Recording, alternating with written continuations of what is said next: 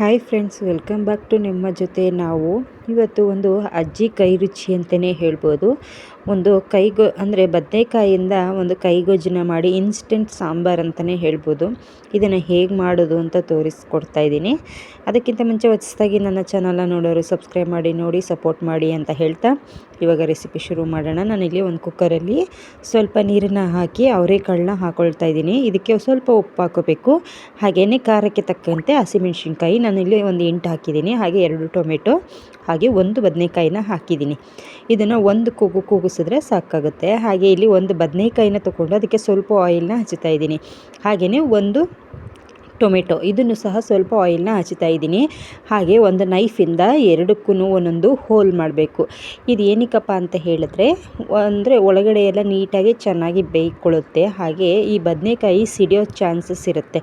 ಅದಕ್ಕೋಸ್ಕರ ಈ ರೀತಿ ಹೋಲ್ ಮಾಡಿ ಹಾಕೋದ್ರಿಂದ ಅದು ಒಳಗಡೆನೂ ಸಹ ಚೆನ್ನಾಗಿ ಬೇಯುತ್ತೆ, ಯಾವುದೇ ರೀತಿಯಾದ ಪ್ರಾಬ್ಲಮ್ ಆಗೋಲ್ಲ ಅಂತ.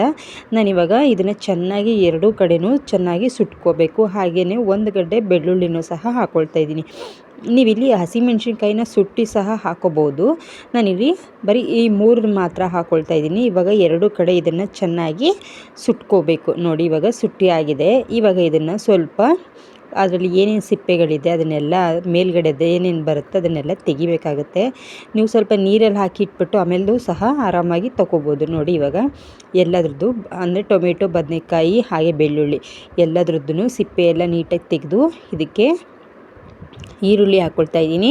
ಹಾಗೆಯೇ ಹಸಿಮೆಣ್ಸಿನ್ಕಾಯಿ ನಾನು ಈಗ ಹಾಕ್ಕೊಳ್ತಾ ಇದ್ದೀನಿ ಕಟ್ ಮಾಡಿ ಸಣ್ಣಕ್ಕೆ. ಹಾಗೆಯೇ ಸ್ವಲ್ಪ ತೆಂಗಿನಕಾಯಿ, ನೀವು ಕೊತ್ತಂಬರಿ ಸಹ ಹಾಕೋಬೋದು. ನಾನಿಲ್ಲಿ ಕರಿಬೇವು ಹಾಕ್ಕೊಳ್ತಾ ಇದ್ದೀನಿ. ಹಾಗೆಯೇ ರುಚಿಗೆ ತಕ್ಕಷ್ಟು ಉಪ್ಪು. ಇಷ್ಟೇ. ಇದನ್ನು ಚೆನ್ನಾಗಿ ಕೈಯಿಂದನೇ ಚೆನ್ನಾಗಿ ಸ್ಮ್ಯಾಶ್ ಮಾಡಬೇಕು. ಕೈಯಿಂದ ಚೆನ್ನಾಗಿ ಕಲಿಸಿದಾಗ ಇದು ಉಪ್ಪು ಖಾರ ನಾವೇನೇನು ಹಾಕಿದ್ವಿ ಎಲ್ಲ ಚೆನ್ನಾಗಿ ಹೊಂದ್ಕೊಳ್ಳುತ್ತೆ.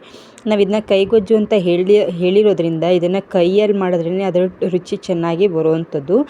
ನೀವು ಹೀಗೂ ಸಹ ತಿನ್ಬೋದು.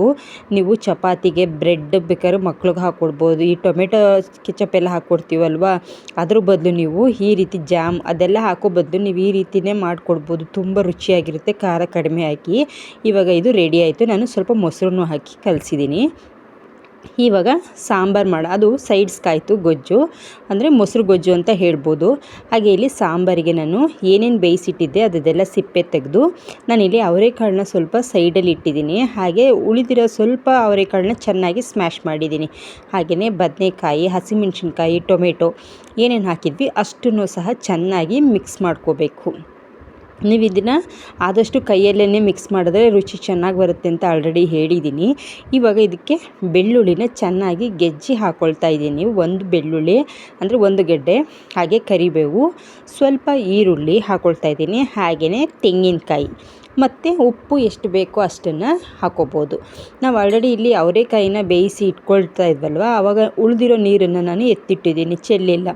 ಅದನ್ನು ಸಹ ಇವಾಗ ಹಾಕ್ಕೊಂಡು ನಾವು ಎಷ್ಟು ಬೇಕೋ ಅಂದರೆ ನಾವು ಸಾಂಬಾರು ಅಂತ ಹೇಳಿರೋದ್ರಿಂದ ಇದನ್ನು ನೀವು ಮುದ್ದೆ ಜೊತೆಗೆ ಇದು ತುಂಬ ಚೆನ್ನಾಗಿ ಬೆಸ್ಟ್ ಕಾಂಬಿನೇಷನ್ ಅಂತಲೇ ಹೇಳ್ಬೋದು. ನಾನು ಕೈಯಿಂದ ಇವಾಗ ಚೆನ್ನಾಗಿ ಕಲಿಸ್ತಾ ಇದ್ದೀನಿ. ಇದು ಒಲೆಯಲ್ಲಿ ಸುಟ್ಟಿ ಮಾಡಿದ್ರೆ ಇನ್ನೂ ರುಚಿ ತುಂಬ ಚೆನ್ನಾಗಿ ಬರುತ್ತೆ. ಇದನ್ನು ನಾವು ಹಳ್ಳಿಗಳಲ್ಲಿ ರಜಾ ಟೈಮಲ್ಲಿ ಹೋದಾಗ ನಮಗೆ ನನ್ನ ಅಜ್ಜಿನೇ ಇದನ್ನು ಮಾಡಿ ಕೊಡ್ತಾಯಿದ್ದು. ನನಗಂತೂ ಇದು ತುಂಬಾ ಫೇವರೇಟ್ ಆಗಿರೋಂತಹ ಒಂದು ಕೈಗೊಜ್ಜು ಅಂತಲೇ ಹೇಳ್ಬೋದು. ಅನ್ನದಕ್ಕಿಂತ ಇದು ಮುದ್ದೆಗೆ ಸೂಪರ್ ಅಂತ ಹೇಳ್ಬೋದು. ಬಿಸಿ ಬಿಸಿ ಮುದ್ದೆ ಜೊತೆಗೆ ಇದನ್ನು ಹಾಕ್ಕೊಂಡು ತಿಂತಾಯಿದ್ರೆ ತುಂಬ ಚೆನ್ನಾಗಿರುತ್ತೆ.